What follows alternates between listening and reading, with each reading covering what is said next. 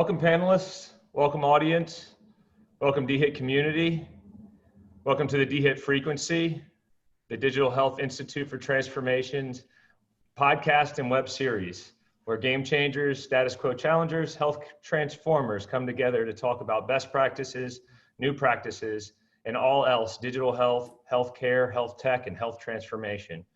I'm Michael Levy, president of DHIT, and your host today.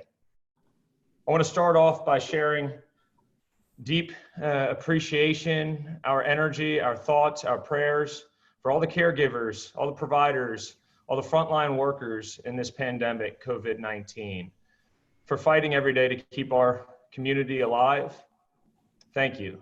I want to also share our thoughts with those who are fighting to stay alive on ventilators, in hospitals, away from their family.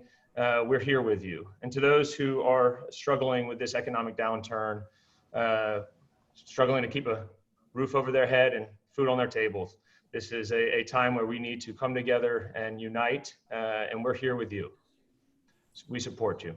I want to also thank our sponsors for supporting us in our vision of enabling a world without health inequity.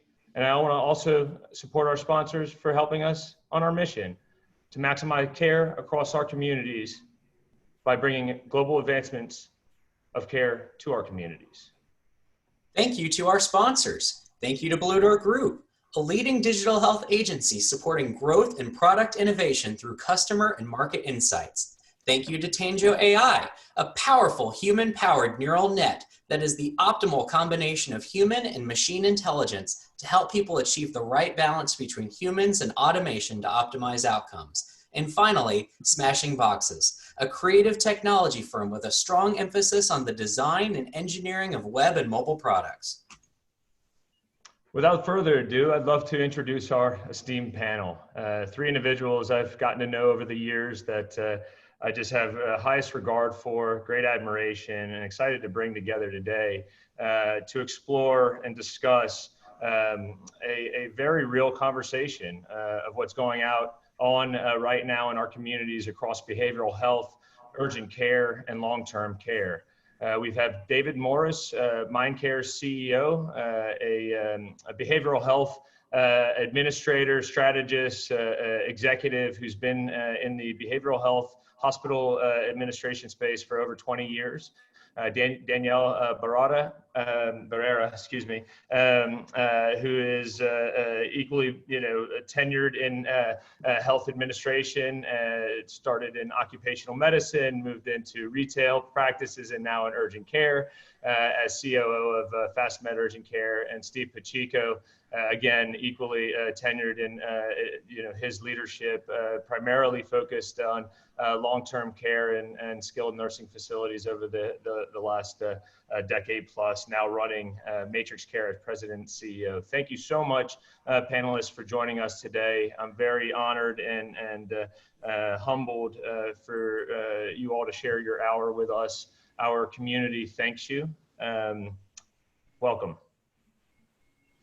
I want to kick off today's panel with an overarching question, and we'll start with Steve. What has been the most surprising output or reality of this COVID-19 pandemic as it relates to your organization, as it relates to your business, and the way you're looking at life today? What's hit you the hardest? I think, Michael, there's two things that I see every day, and so it's hard to get some of the bigger perspective. But every day, I see the courage of the caregivers in post-acute care, nursing homes.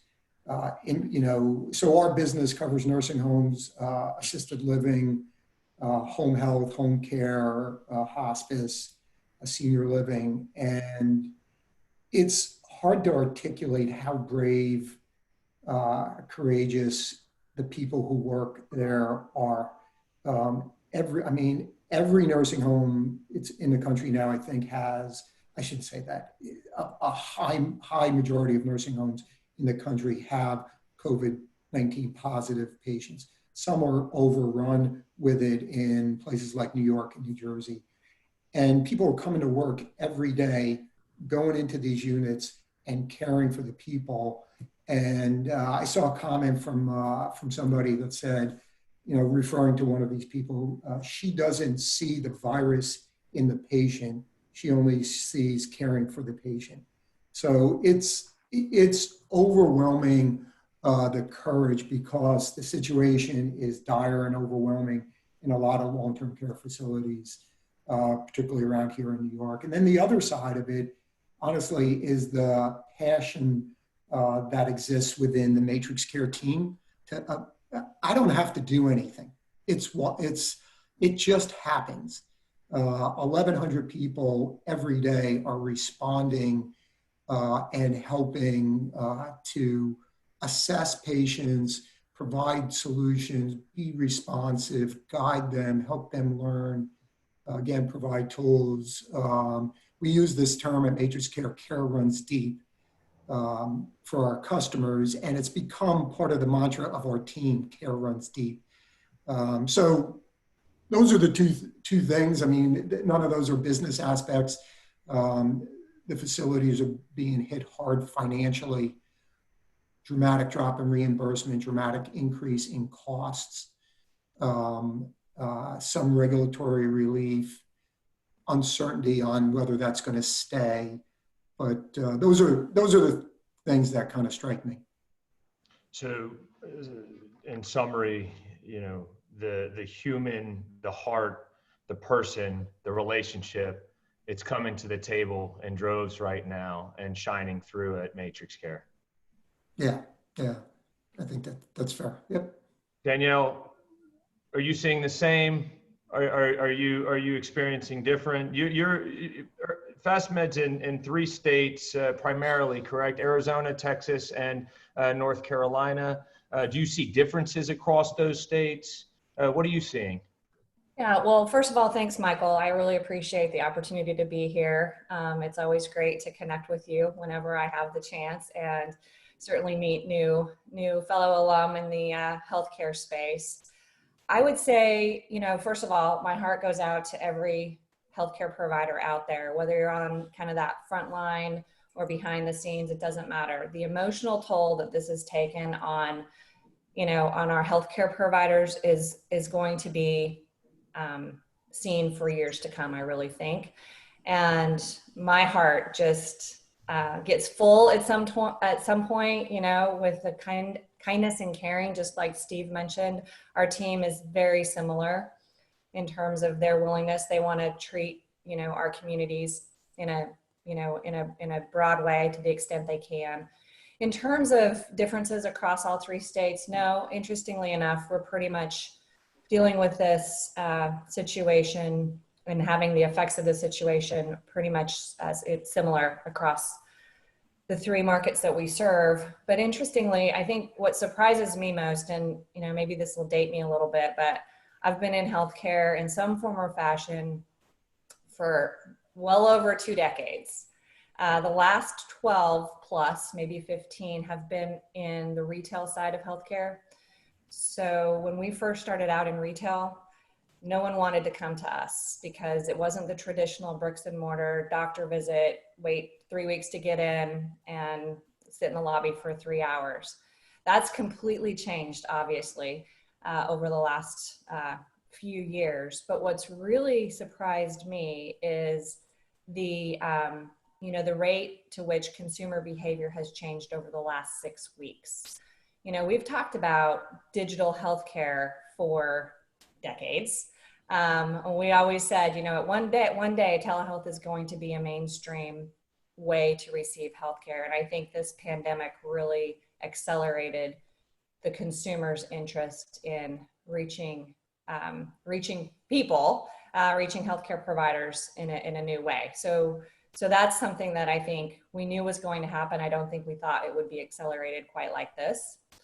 Other things that have surprised us, and Steve alluded to this too, we went from overcapacity 6 weeks ago, record-breaking volumes, chaotic, scared patients, scared staff, to volumes that we would not have expected in, except for maybe the lull of summer. So we have some seasonality to our business.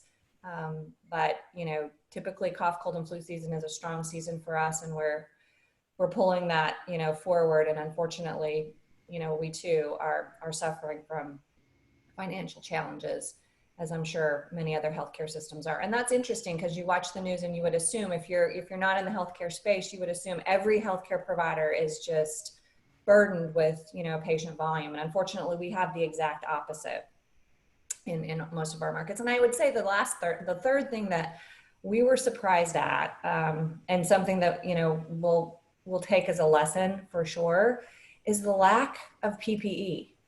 I mean, the fact that we couldn't get our hands on enough PPE to adequately protect our own employees was really very challenging and very frustrating. That's certainly beginning to soften, but something that, we need to look long and hard at, because I don't think anyone expected the United States of America not to be able to get the necessary healthcare supplies needed to treat the patients. Yeah, that's it's hard to digest, Danielle. You bring up a fantastic point, and all of this really kind of surfaces a softer side of healthcare. Let's say when we think about mental health and the realities that are playing right now, where our caregivers are being naturally extended far beyond their capacity and their means. Our communities are being isolated and forced to isolate, as well as self-isolating, and you layer on top of that the new challenges of just continuity of care. I'm going to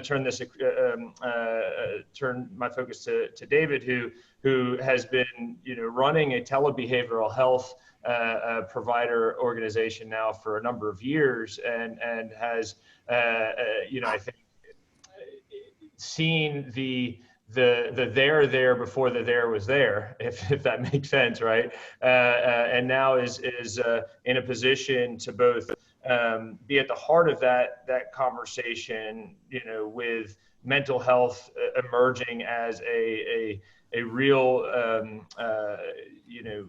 function of our care system, primary function of our care system, as well as the access of behavioral health providers through telemeans.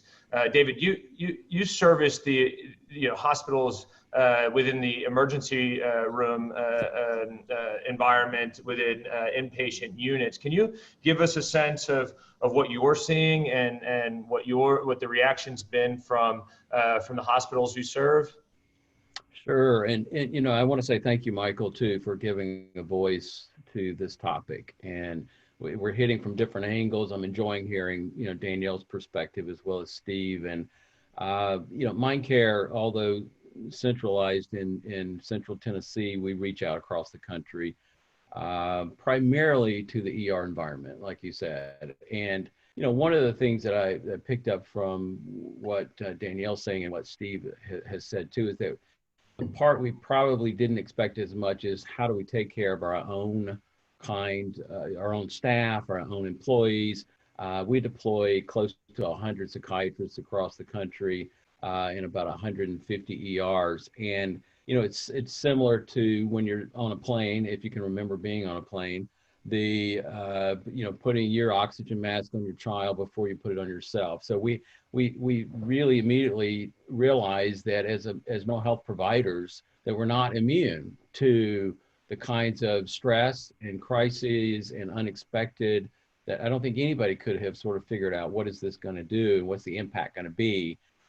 So we first kind of turned to, taking care of our own providers. Many of our psychiatrists, although they're doing telepsychiatry from home, get hit from two ways. One is that for some of them, they're still going out with other jobs that they have, part-time jobs possibly, that's on the ground, that's inside facilities. So if any of those providers get ill, are sick, it certainly affects our ability to then deliver from home or from their office. But also, as you know, your home became your office. So for those that enjoyed the trade-off of being at home and delivering telepsychiatry, they now have children and homeschool and noises and new routines. And so it became even more difficult. But I think that the largest change that we saw is similar to what our other two guests are saying, is that our access point, which is the ER for many psychiatric patients. Now, as we know in the field, that the ER is not the ideal access point. It's where the acuity sort of rises and surfaces in ER. At the same time, there was some equilibrium about where access points were. And the ER became focused on one illness and became focused on one condition, and it closed out, and naturally and rightly so, that no one wanted to go to the ER, including a psychiatric or a substance presentation. So that pushed it back to the already overburdened outpatient system. So this domino disruption, whatever metaphor you want to use, this shifting sand of access points was probably the most surprising. So we were not seeing the total volume of ERs went down. With that, the volume of psychiatric presentation. So we're kind of like scattered after a tornado looking for loved ones. Where'd they go? What's the impact to the mental health patient? If they can't access outpatient or inpatient or ER access, where are they? So I think that was probably the most surprising. Many have reached out to us for an early adoption or immediate forced adoption of telehealth and how we do it. What we're trying to look at is whether or not just moving to a digital format like we're in, or to an electronic format, really is going to answer the problem for them. It's much more of a Band-Aid. Now, how do we integrate the use of this digital product ongoing? But we are consulting with many. We are putting on board new services. But I think the most surprising, Michael, was just that disruption all across down the line of how access is happening for mental health patients. Yeah, that is. It seems to be a normalizer in the extent that we have almost a greenfield right now coming out of this, and I want to pause and recognize who are not even through it, let alone coming out of it. But as we look at, and as we kind of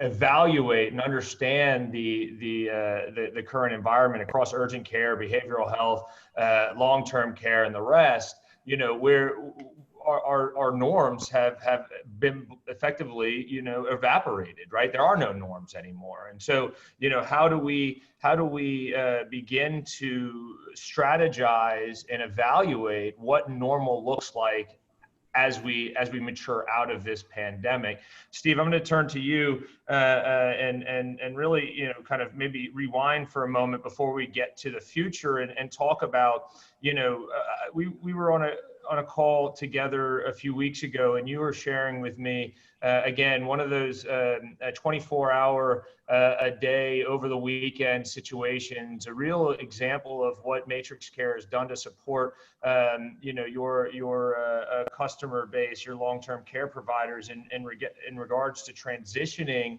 them from location to location and the challenges. Can you give a firsthand, kind of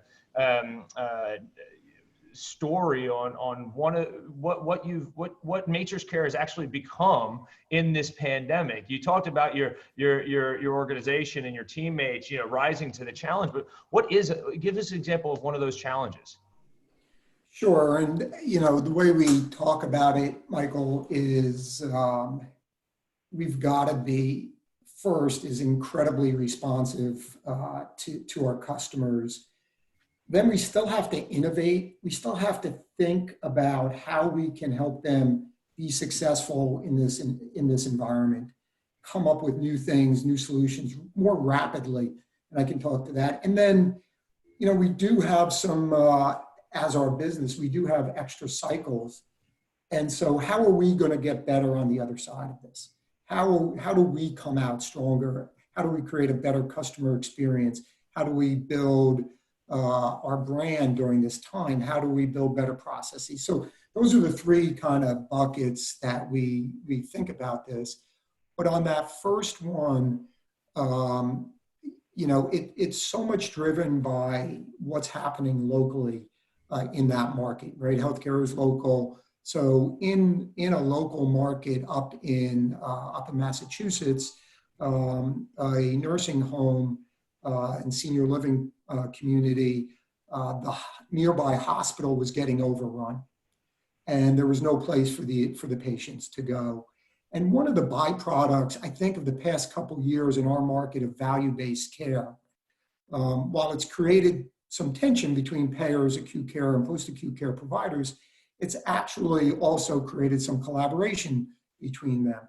How are you going to deliver better quality, higher 5-star ratings, lower rehospitalization? So there's been some level of collaboration, and that's cascaded into this environment where a hospital is overrun and they reach out to their post-acute partners and say, we need capacity. And this provider up in Massachusetts took about 125 residents and distributed them through those nearby zip codes, not just into their own business, but into other competitor businesses. Can you take 2 residents, 3 residents, because that 120 bed facility was going to be a dedicated COVID site.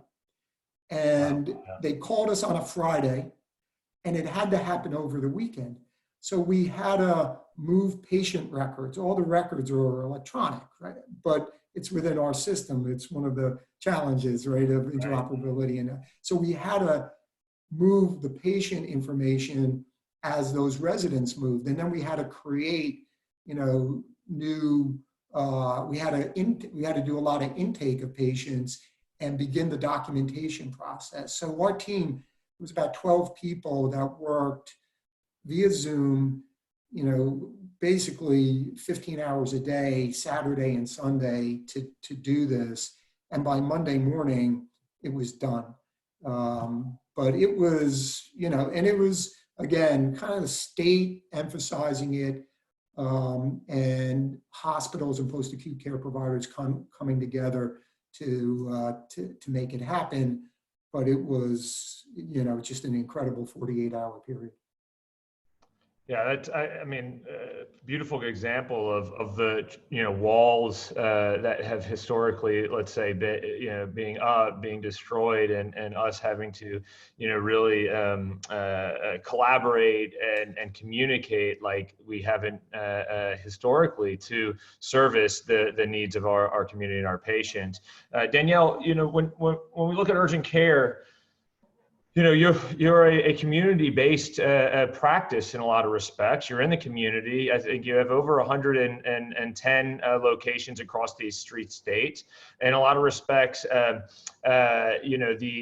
hospital systems that are in your geographic arena, if you will, are in some cases being overwhelmed and or being tried. And you just mentioned you have some, unfortunate, volume decrease during, times that, the volume should be there. How are you thinking about the kind of utilization of your position in the community right now? What kind of what's going through the strategic minds at FastMed right now, and how do you see perhaps the post-COVID narrative playing out for FastMed as an urgent care provider, as a community provider, as a hub in a lot of respects to the communities you serve? Yeah, thanks, Michael. Yeah, I think FastMed is in a unique position. We're kind of on the front door of healthcare, so to speak, and that's part of our model. I think from the very beginning, our vision was to partner with local healthcare organizations, whether that be hospitals or other healthcare providers. And I think, what we've done in response to the COVID pandemic is work with local and state health departments to help triage patients and point them into the right setting of care. We've also worked with hospital systems to be prepared for any, downstream kind of volume and be that triage setting so that their emergency rooms aren't overrun with unnecessary visits. And we're really trying to keep those patients where they need to go in the right setting of care. I would say, with the challenge comes the opportunity. So sometimes when you're knocking on those big health systems doors, they're not always willing to open them and listen. I think this has really provided the platform for partnership models. And I think, we're going to continue to aggressively pursue those. I think we've, with all areas, with the whole ecosystem of healthcare. And I think the ecosystem is going to change in the future as well. So we're looking at that as an opportunity to innovate. Yeah, thank you. And it makes a lot of sense. Obviously, you mentioned prior to going live here the number of staff across the health system at large that are being dismissed, finding unemployment, something to the extent of 45,000, I think the stat was you mentioned. Right. In that, you have a new base of caregivers that can be repositioned, repackaged, redeployed. And as you as we look at our norms as a society, being reshaped as we speak, do you see the health system, these big, large, multi regional networks? Do you see your place as being the extension of them into the home, into the community, or do you see the kind of positioning of these systems changing dramatically because of the demand of the consumer and what we're willing and or what we're wanting to experience? Yeah, it's a great question. I think that evolution has been occurring over the past 10, 15 years. I think the old mentality of if you build it, they will come, for healthcare or hospital executives has begun to shift because consumers are wanting and demanding a different way of accessing healthcare. I think this, again, to my point earlier, has only accelerated that.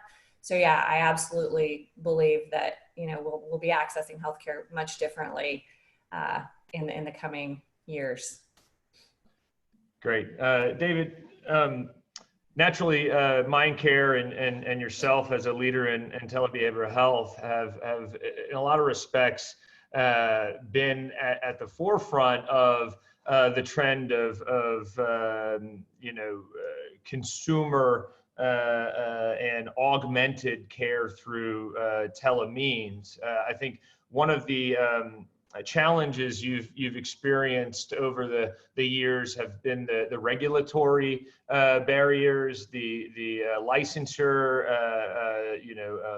practice limits.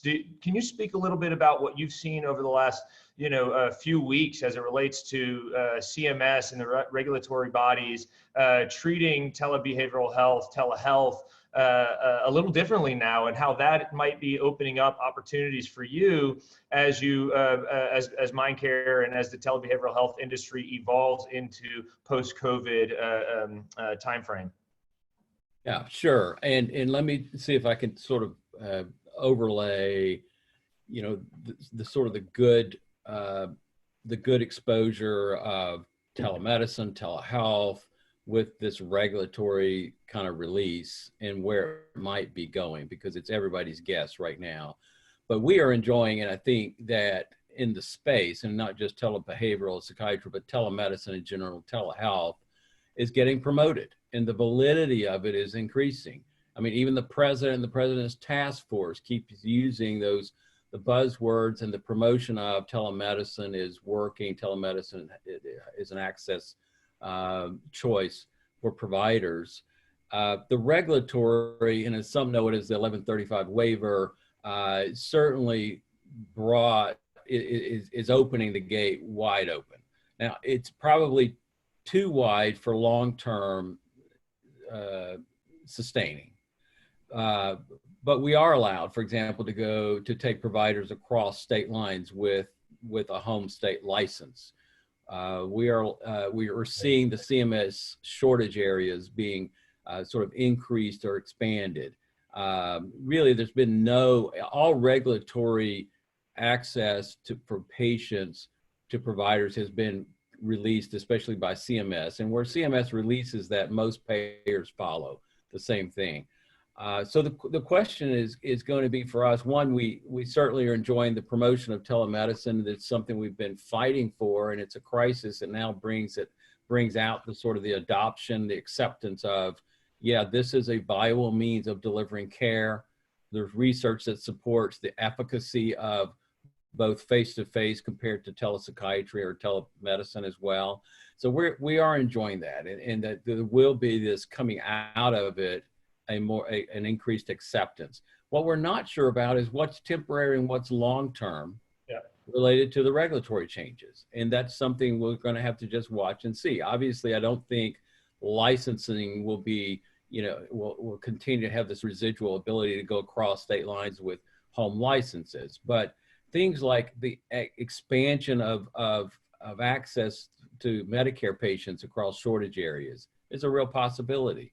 So it's going to be interesting to watch what kinds of things hold over what period of time.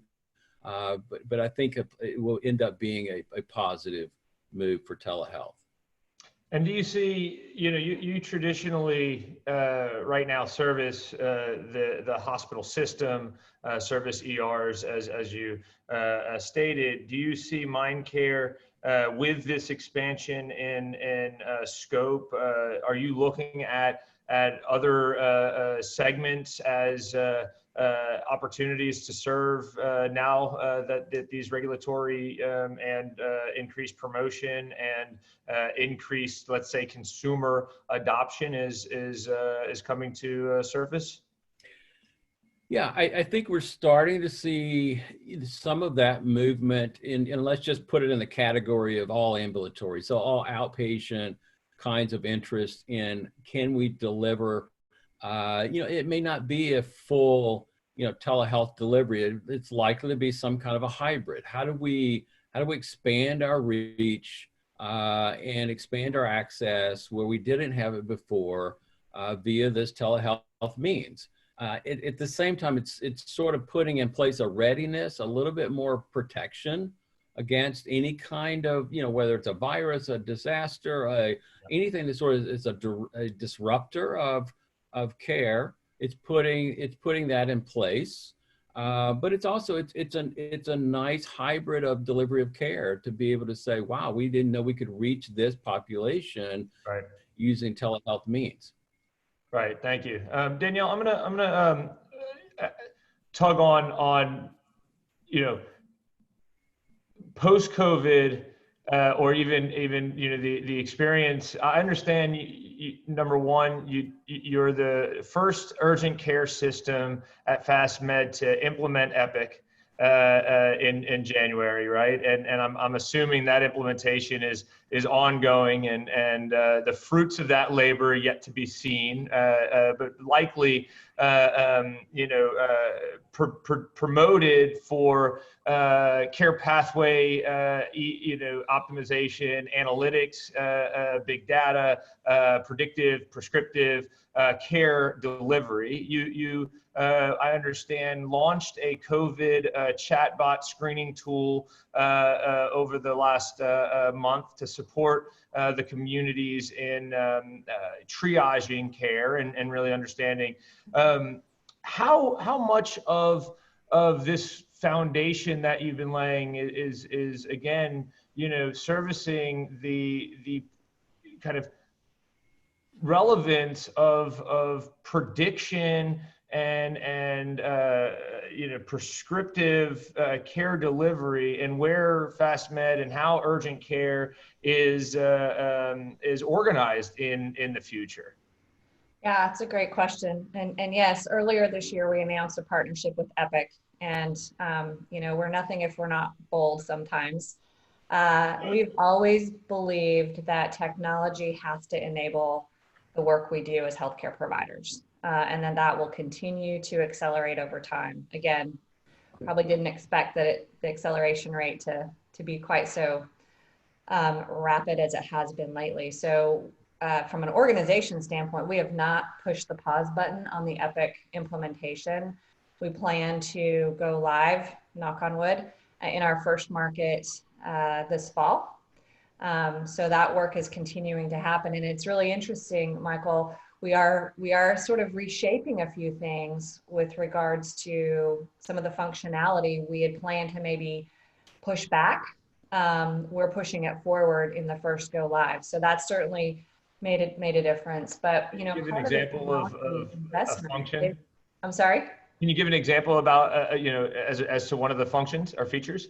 Yeah, the digital communication platforms that Epic has built, and telehealth being one of them, but one of a number of digital communication pathways. Sure.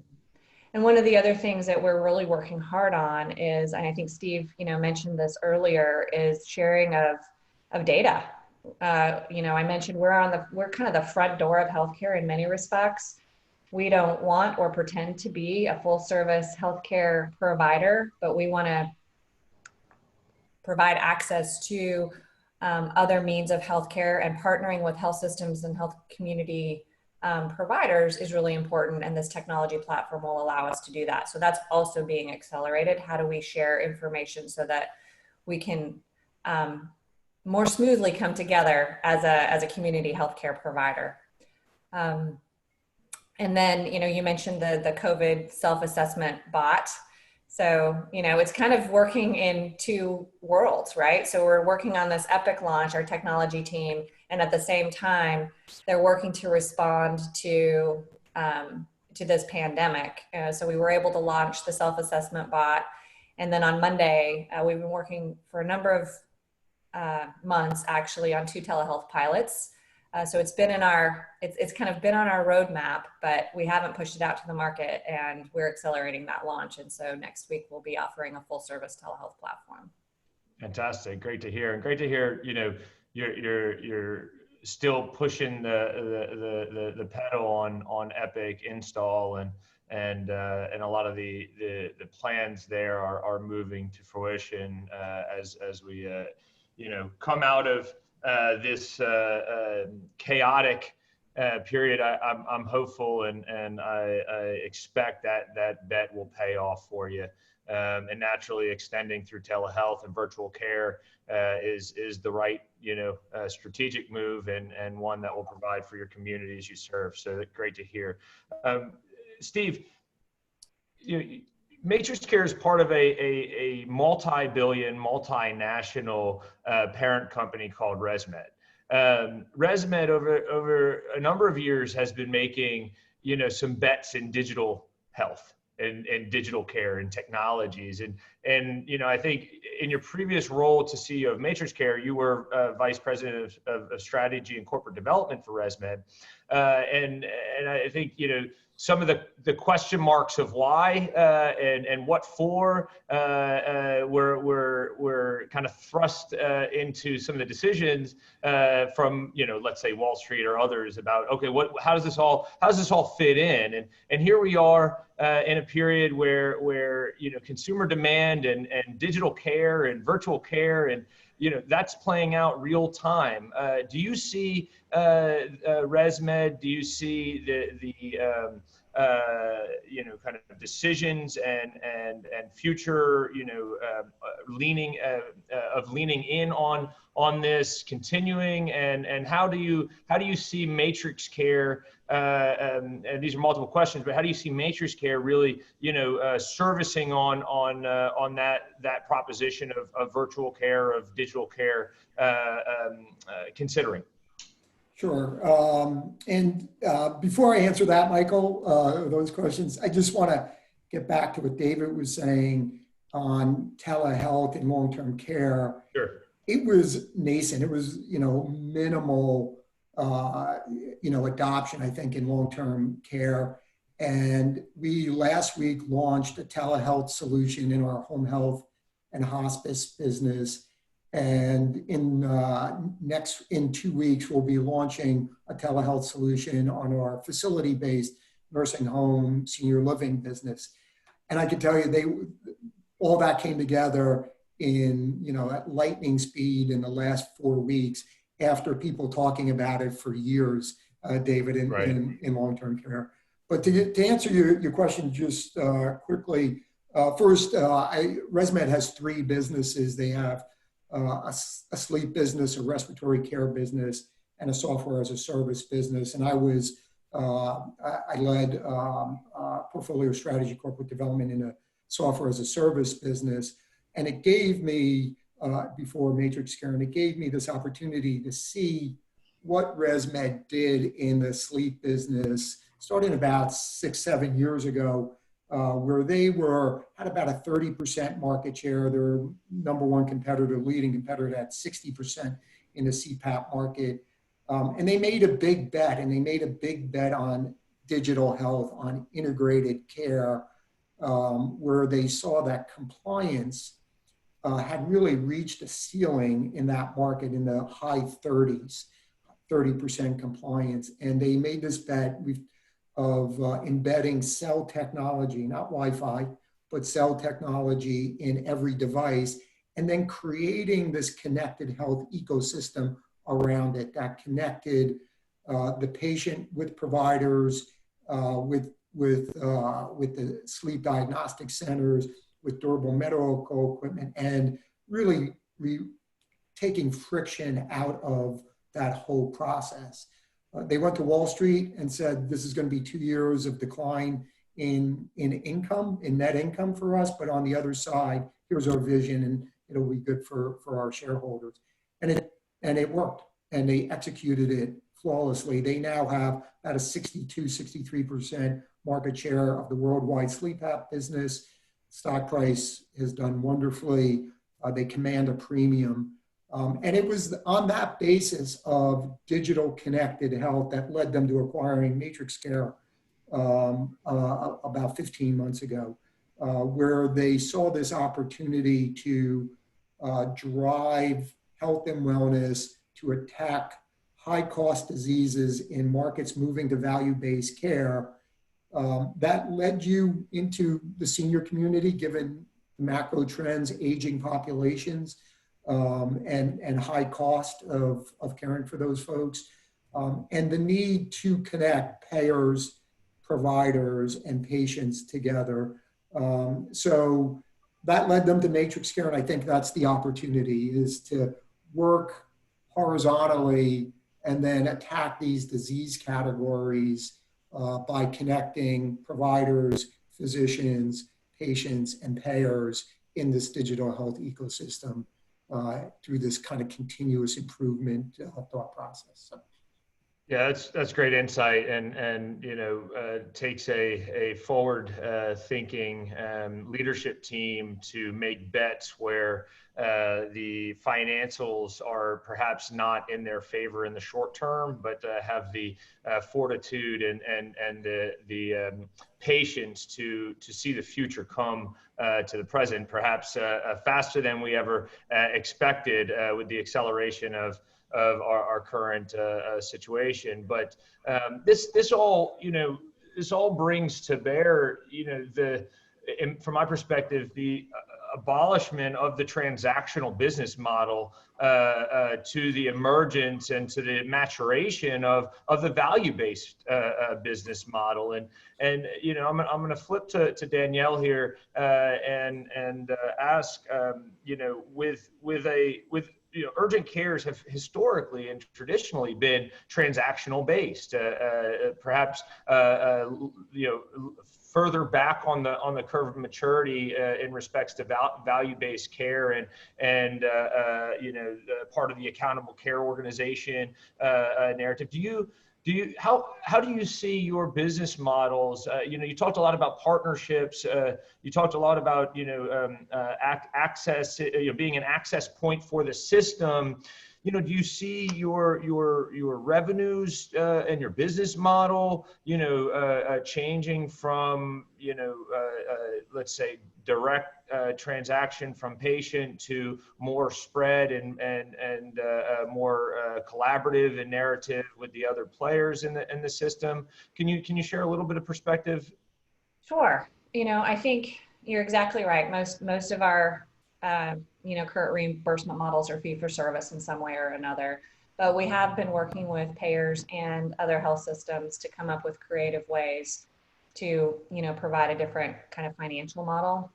I think we've explored taking risk. I think those conversations are going to continue. How do we share? I mean, I think we're all, David, Steve, myself, we're all in healthcare to serve the communities, and trying to provide easier access to affordable healthcare is the goal.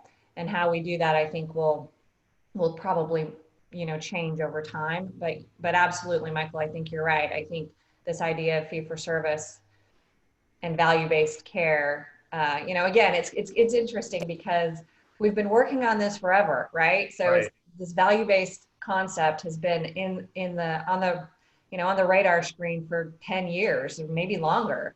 And I think this is, again, going to kind of catalyst us forward into a new way of thinking about that. Yeah, appreciate it, Danielle. And David, considering this and considering, the role behavioral health and mental health has on chronic disease, on healthcare costs overall, I'm imagining, the maturation of behavioral health or behavioral health in general, taking a prominent role in the care ecosystem, and opening up our opportunities for mental health as a service, not just for those who have diagnosed mental health disorders, but every single human being that operates today, considering the challenges and complexities of the world, and more specifically, the role mental health has on disease in general. Do you care to comment on where you see mental health and behavioral health, let's say 2, 3, 4 years from now, as we mature into this now very relaxed and more lenient regulatory structure, more accelerated consumer adoption paradigm? What are your thoughts? Yeah, no, it's a great question. And what's interesting is that we have, and when I say we in the space of behavioral health, have seen the value of integrated care or collaborative care with our primary care partners, and where primary medical care is delivered. Unfortunately, in the last 10 years, we've not been able to do it because of shortage of behavioral health care providers, particularly psychiatrists. So that is why telehealth or telepsychiatry exists, because we didn't have a supply and don't have a supply. And that doesn't look any better in terms of the declining supply of psychiatrists across the country. So what's exciting about the future is that the more the telehealth is adopted, the better able we're now to actually do things like collaborative care, bring integrated care into different environments and partners, to address all the parts of who we are in an integrated fashion and in a collaborative fashion. So we've always, I think, and everyone's seen the value of not being segmented pieces of us, but to sort of bring it all into the whole. We just haven't been able to pull our part as a psychiatry or behavioral health because of shortage. So telehealth or telepsychiatry is able to sort of fill that gap for a while into the future, that we're now able to have more flexibility, that a psychiatrist living in Florida can now deliver care in California. I mean, this is, the more we can open that possibility, the better care and quality of care we're going to be able to deliver going into the future. Yeah, that's a great perspective. Following that up, do you see, with the emergence of, remote patient monitoring, with artificial intelligence, machine learning, do you see the augmentation of the therapist? How do you view that narrative? How do you see, how are you looking at it right now in MindCare, but how do you envision the future where you have the means to care for more through, let's say, technology enablement outside of the distance caretaking through telehealth? Yeah, I think the technology and which is bringing that the psychiatrist in easier access is going to allow us, and is already allowing us, to partner with preventative levels of care. So where we've thought of psychiatry, even therapy or clinical intervention as being at sort of an acute level, that we are now able to, and as we're currently partnering, for example, with Ginger.io, which is an AI partner, we're not the lead role in that. We are part of a continuum of care that takes a coaching level to a therapy level to a psychiatry level as needed. But we're participating now in a very early level of preventative care with employer-based models, health plans. And so without that ability to connect technology in a technological way, we wouldn't be able to supply people on the ground for that in all these different clinics. So it's going to allow us to now participate more in preventative care, and maybe not, albeit in a lead role, but in a collaborative role.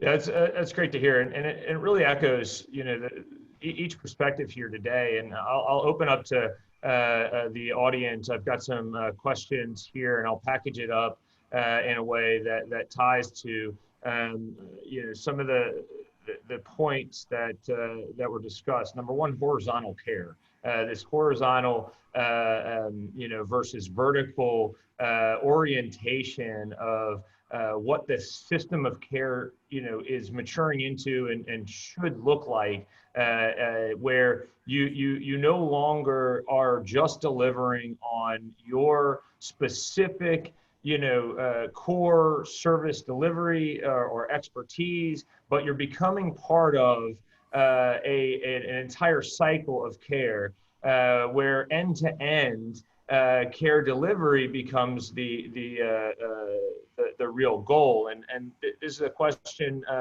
I'll pose to the panel. How does the panel feel the COVID-19 crisis will impact the orientation of healthcare towards those with chronic conditions, often identified as those with underlying conditions during the COVID crisis? Will this accelerate chronic care management under the value-based care model? Well, let's stop there. Let's go to Danielle first and see if, and then we'll work our way around.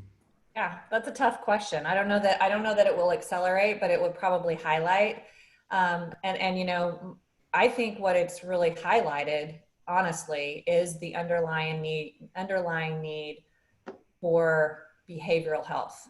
I think before we started, I mentioned to David that, my prediction is this is going to become a lot more mainstream and less taboo than it has in the past. And I think providers that are on the front line, whether that's an urgent care provider, retail health provider, or a primary care provider, we're not skilled or armed really to provide that type of care, but it is necessary. And I think the collaboration model that David speaks about is absolutely going to be critical and will be accelerated moving forward. How that gets paid, it's anybody's guess right now.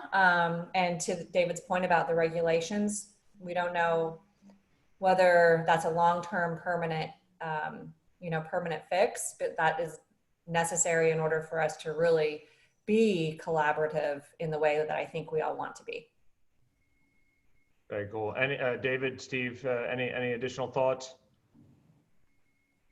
Yeah, I appreciate what Danielle's saying there. I think that we are, we're not the chronic care experts, but we're going to have to become that, because on board with most presentation of depression, anxiety, or these concurrent comorbid kinds of conditions that exist and either cause and effect one way or the other.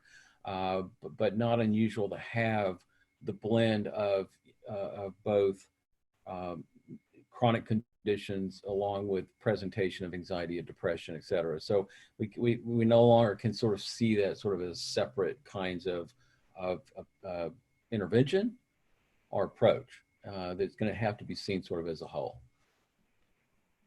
Steve, I'm gonna ask one more question here. We're wrapping up the hour, but this one is interesting. We have deployed an extraordinary number of connected technologies in response to telemedicine needs. Just as 9/11 opened the door for additional subversive acts, COVID may distract us enough to provide an opportunity for cyber attacks.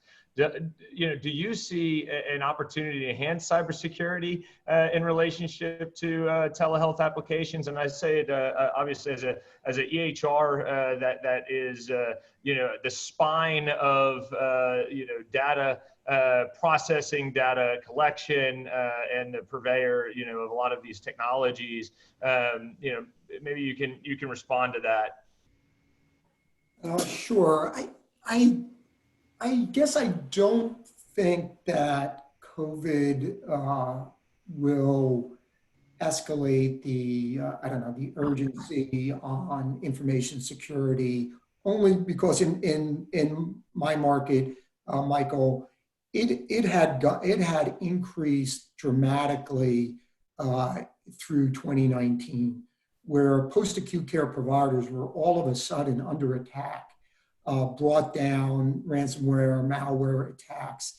And one of the things that we were doing, that I thought was an advantage, being part of ResMed, who manages, billions of nights of sleep data across the world, was to kind of leverage that expertise in information security to post-acute care providers that few of them have a chief information security officer dedicated. That's the only job that he or she might have. So they were vulnerable before this and aware of it. We had an executive conference in December, and it was the number one topic about how vulnerable they felt. So I think as we come out of this, they're going to get back to that, and they're going to look for more, information security solutions. They're going to be back on that path. Well, appreciate the insight, Steve. And this concludes our panel for today. Danielle, David, Steve, thank you so much for your perspective, your time, your experience, and your daily, persistence to caring for our communities and servicing our people with the critical access to care and the critical means to survive. So really, really appreciate. Thank you very much. And thank you to our sponsors, Blue Door Group, Tanjo AI, and Smashing Boxes. Really appreciate the continued support to our vision and mission. And for those who are interested, we are also hosting every 2 weeks this webinar series called COVID Unites Us under the DHIT Frequency series banner. And our next one will be May 1st. We will have details as normal in our DHIT Digest next Wednesday. More information at dhitglobal.org. And for any corporate entities out there that would like to sponsor a session or many sessions in the future, please reach out, events at dhitglobal.org. We are a nonprofit public charity 501c3, and we live off of sponsorships and donations. Panelists, thank you so much. Audience, thank you so much. I wish you the best in this day and through this time. This is Michael Levy, president of DHIT, host of the DHIT Frequency, signing off.